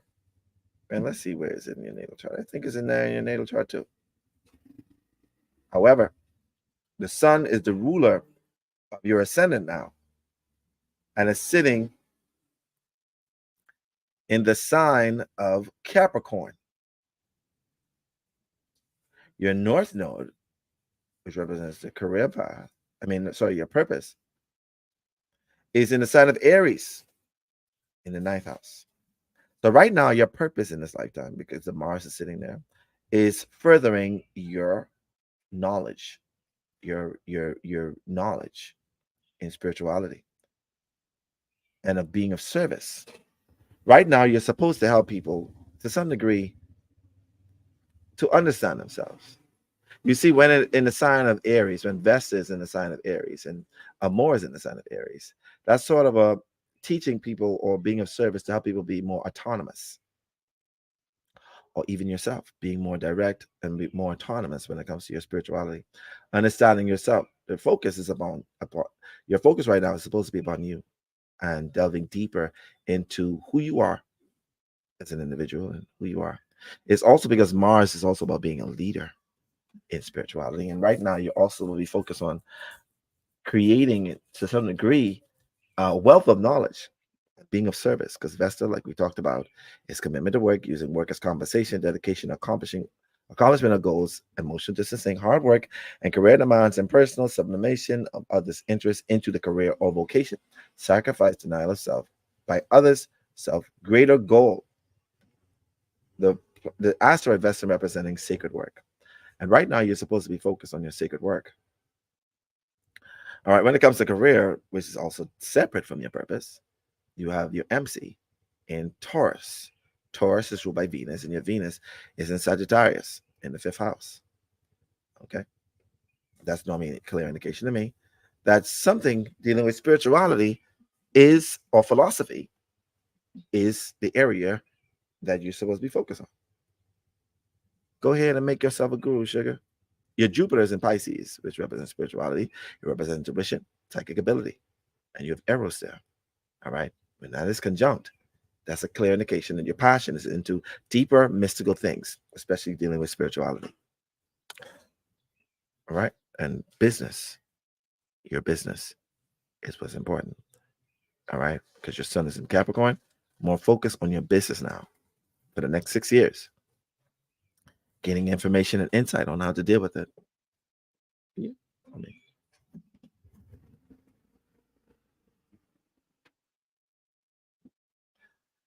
And then you have Juno conjuncted, which represents a partner of some sort and working with a partner. So those are the areas I see that you need to be focused on when it comes to your chart is, establishing yourself, becoming more spiritually aligned, teaching people to some degree to be more autonomous within their spiritual self. And also, because Venus is in Sagittarius, conjunct Ceres, your love language is now in the area of spirituality, philosophy, religion. Find yourself dealing with this. And that is the area that you're supposed to be focused on. Okay. Thank you very much for choosing me to help guide you in this lifetime. I truly appreciate you for doing that. All right. We got about 22 more minutes left here, and then we're done at 1 a.m. Look at you guys on my side. 1 p.m. on my side. All right. Because every time I look up, there's more questions. And if I don't answer your question, then we're going to do it tomorrow. You hear me? Then we go tomorrow. You just let me know. Send a screenshot of your transaction, and we're going to do it tomorrow as well. All right. So the next one is Diamond. Hey, Diamond. Hey, Diamond Slaughter. What's going on? Nice to see you. Are you Miss Slaughter's daughter? I know that sounded like I was rhyming. Are you Miss Slaughter's daughter?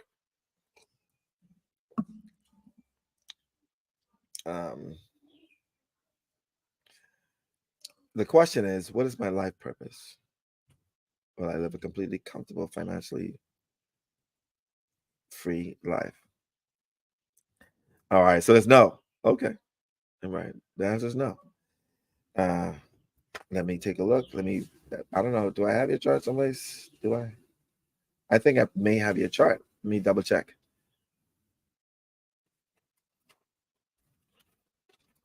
Please.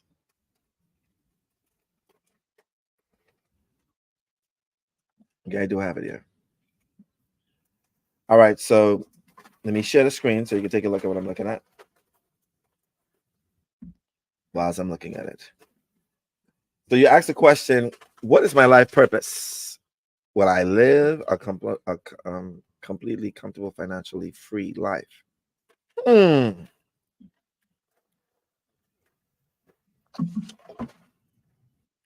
Two things I want to say.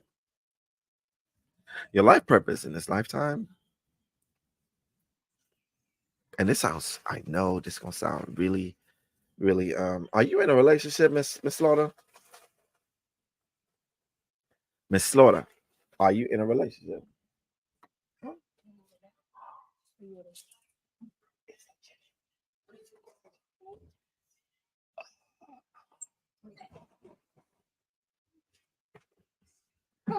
Um, you say, are you in a relationship? No, you're not. Okay, all right. No, just getting out of an on and off relationship. Oh, sorry to hear that, sugar. You know, it is what it is. The reason why I asked that is because your North Node right here is sitting in Libra and it's sitting in the fourth house. Oh, thank you. With your North Node in Libra, it means that you're here partnership. The fact that your Juno right here, which is a ruler of Libra, is in your sixth house. Your purpose, to some degree, is to have a relationship that's more free and a partner that you're supposed to work with and live with. To some degree, your purpose in this lifetime is for partnerships. It's not for yourself. Okay. Most South Node in the Aries are mostly used to winging it out, doing it themselves. They may have a partner for 30 minutes and then be like, oh, well, I'm better off by myself. I could do bad all by myself. No, woman. You're here for your partner. You're here for partnership. Okay? You're here to get married and to be successful and not focus on yourself and your partner. I mean, not to focus on just yourself, but also your partner. In previous lifetimes, you were more focused on yourself and your partner was focused on you. Now, the people that you meet now, or the person you meet, are probably previous lovers who dedicated themselves to pleasing you. So you're just learning that. That's good. When I say marriage, I don't mean in the traditional sense. I'm in a pastor and a church. I mean a commitment. And it could be spiritual. This tastes good. What the hell is that? This is good. Anyway. So that's what I see when it comes to you. As it pertains to you living comfortably financially. The second house and Venus tells me about how you are going to live financially. And your second house, you have Leo there. I know a lot of people be like, I don't have nothing in my second house. I'm not going to have any money. That's absolutely incorrect. You take a look at the ruler of your second house. The sign is there and the ruler of that sign. Fortunately, yours have Sun there. And even Venus tells you about how you can make money. And your Venus is conjunct your Sun. And so is Vesta. And it's sitting in the sign of Virgo, which rules service, work, and health. Sugar, I just want to say this to you, okay? Sugar, I got to put the microphone closer. The only way that you're going to be financially stable right now at this point in time is by two things: service and work, meaning being of service. You see this Vesta again, which represents greater goal, career, compensation for work, commitment to work. Then your Venus there, which represents things, assets. So you could sell stuff and you could provide a service that you can do even up until old age. That doesn't, that's not strenuous. And you can live a very comfortable life. However, your mindset of feeling as if you don't have enough is what's keeping you not having enough. When the rule of the second house sitting in Virgo, that means you critique the amount of money you have. You're very super critical of the amount of money you have. So you're the penny pincher that will find yourself spending only for certain things. Okay. And you have to release the idea that you lack it. And also continue being of service to the people that are around you. Okay. And that's what I see. Based upon that, if you're going to be financially stable, that is solely dependent upon you working. Solely dependent upon you finding a sacred work that helps people. And it will continue to pour money and you'll be comfortable when you provide a service or a product that is greater than yourself. And also, when you do it, don't do it just with the idea of money, but do it with the will that you are helping people, souls, to some degree. All right. Thank you for choosing me to help guide you in this lifetime. I truly appreciate that. And let me move on to, I'm only taking about 3 more. Well, I'm here for 14 more minutes. So I'm going to try to squeeze in as much as I can.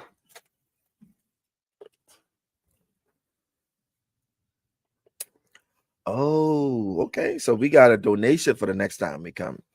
Miss Love has donated. She has donated a reading for somebody. That's pretty good. That's real sweet of you. We're going to take that on next time.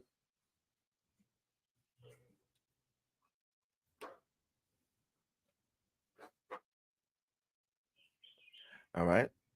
Definitely. So we got Renisha. And we got Miss Sarah Townsend. Hey, Miss Sarah. Thank you. All right.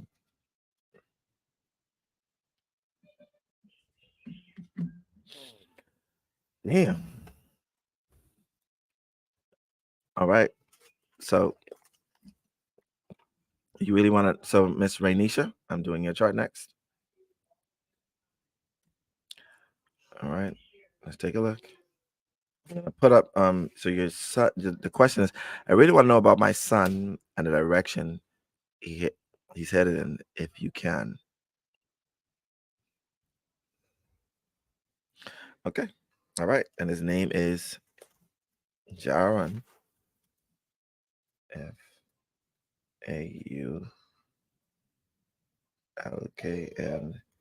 Faulkner. So, Ms. Rainisha, tell me about your son's medical history. Is he okay? Is he functional?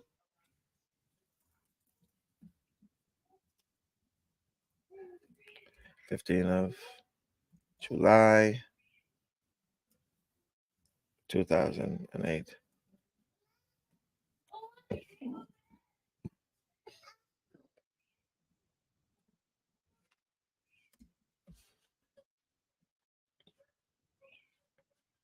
And he was born Valhalla.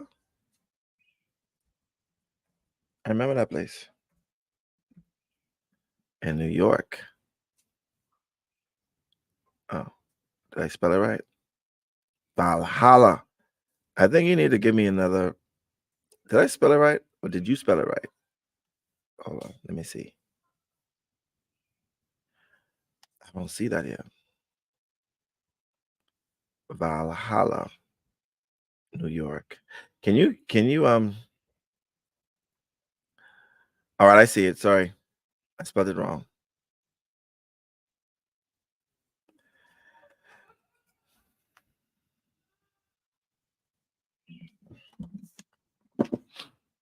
All right. It's a yes.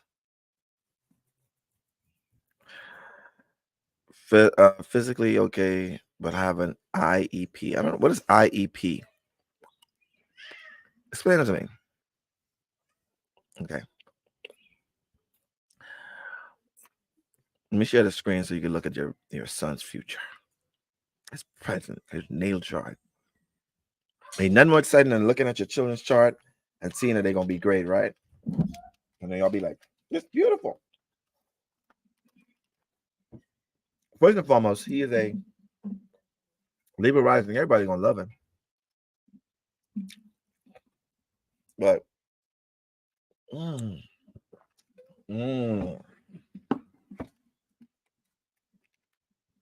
You're not gonna like this.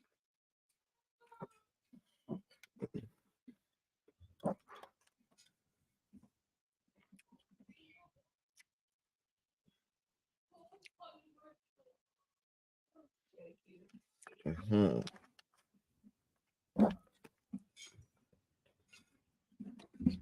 Oh. Looking at this chart with his sun in the 10th house, I would have said that he would have done great in the sports that he's doing. Because when you look at his chart, his moon, which is the ruler of his MC, is in Sagittarius. Now, if you didn't know this, not only does Sagittarius rule philosophy, religion, spirituality, it also rules sports. So your son is pretty good. He's pretty talented. Okay. But when y'all say that the learning disability, I highly doubt that. He probably does have ADHD to some degree because Sagittarius is not like being on the 3rd house. However, he's very curious, very, very curious. He needs to know more and more and more. The thing is, philosophy and spirituality and religion will be his peak growing up when he gets older. And once you look at it like this, he's going to marry a foreign woman, a woman from a different country, a different race. As it pertains to his career, though, his MC and his Ceres, his Mercury and Ceres is conjunct. You know what I'm saying? Your son, career will be in either real estate or dealing with managing real estate. As it pertains to his career as a sports person, because Pluto makes an in conjunction to the sun and the moon, the ruler, of this MC, make it in conjunction to the sun, that there may be a sort of an accident that takes him off the path of being a football player. I know you don't like to hear the sound of that. Okay? But something is going to shift them into the area where he's supposed to be. Now, he may think it's football.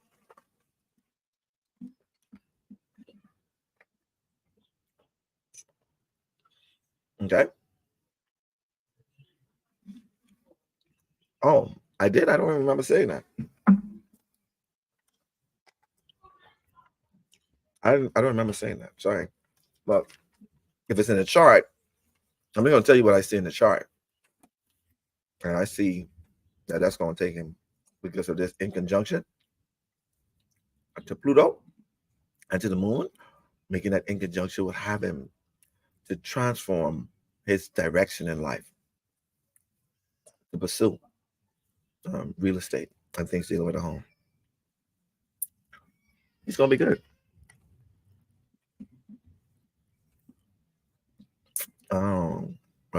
That's what I see. I don't like telling people this sort of things, but I do like to be really very transparent about it. For real estate, he's gonna be good. He's gonna be a businessman. He's gonna focus all his money on wealth, buying houses. He's gonna be good. Okay? Don't hurt your head about it. How I know is because he has Scorpio on the 2nd house. Your son bougie.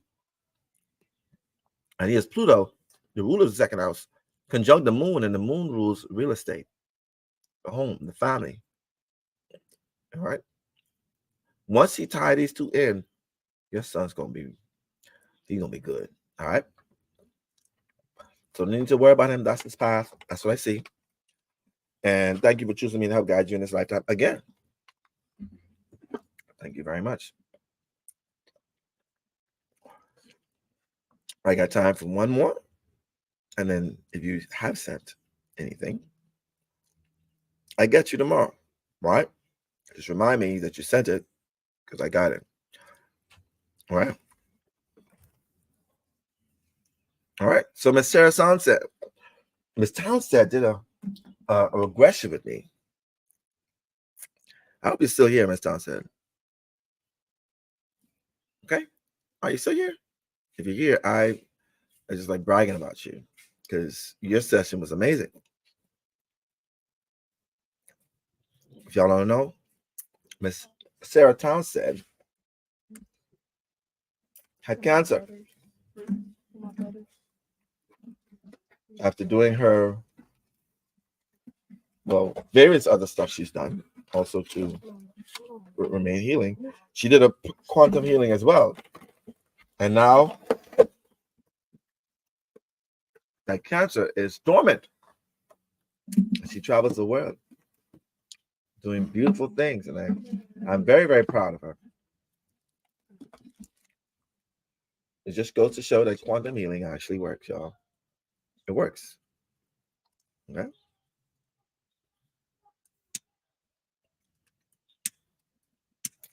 It works. All right, this is the last person I'm going to take. And if you have sent a donation, you're not forgotten. Money's not going anywhere. I got you. But tomorrow. All right, Miss Sarah, let me pull up your chart. You can stay here with me.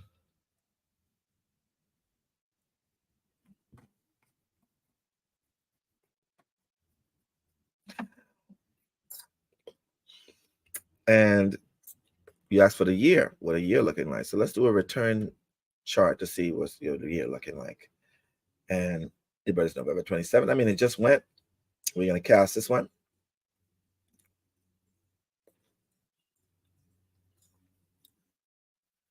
Okay, what to focus on this year for you?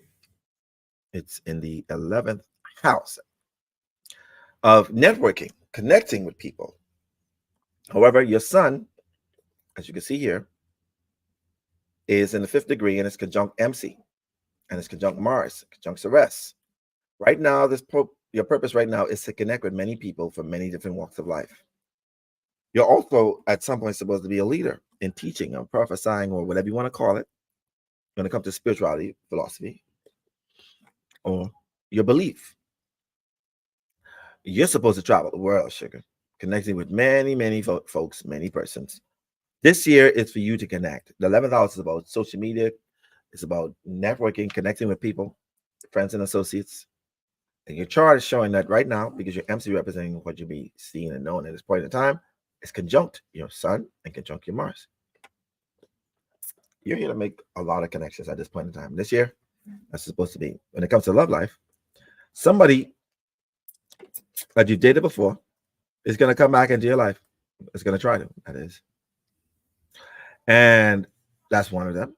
But also, because your 7th house, which represents long-term relationship, and even the 5th house that rules short-term relationships, you have Leo here. Leo is ruled by the sun. And your sun is in Sagittarius, conjunct Mars. Okay? Conjunct your MC.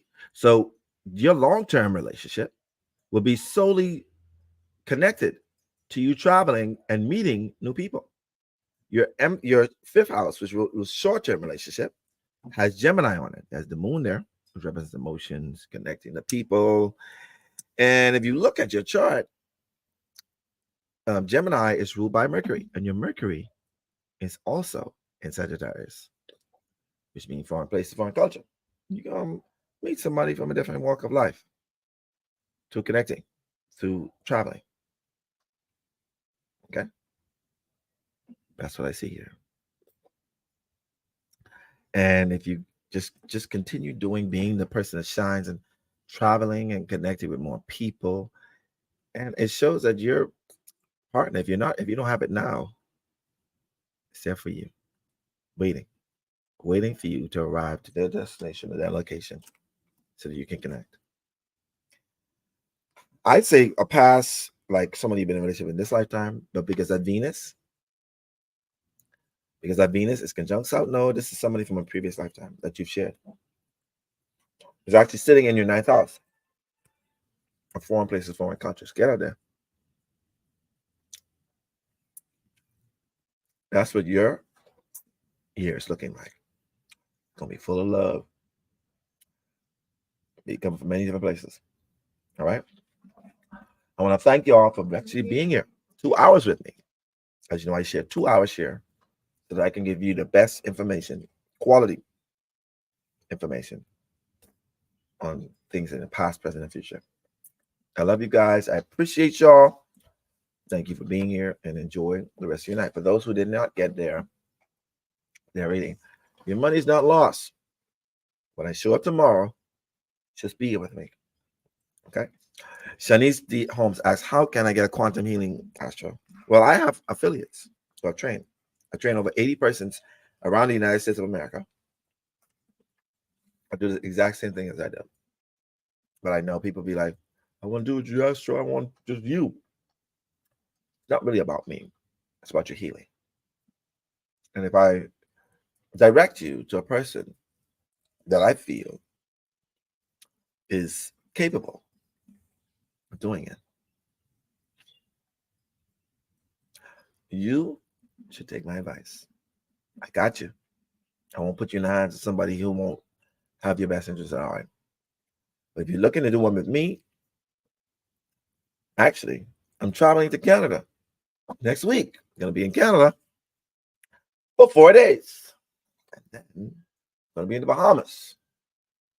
So if you're looking to do a session with me, you can take a look at those 2 destinations if you're looking to fly to me. I won't be in the United States until 2025. You know, I got things to do out in the East. I got things to do out in the South and other places. But when I do line up to tour from the East Coast to the West Coast of the United States, be prepared. A lot of things will happen. All right. Enjoy the rest of your evening. Good night.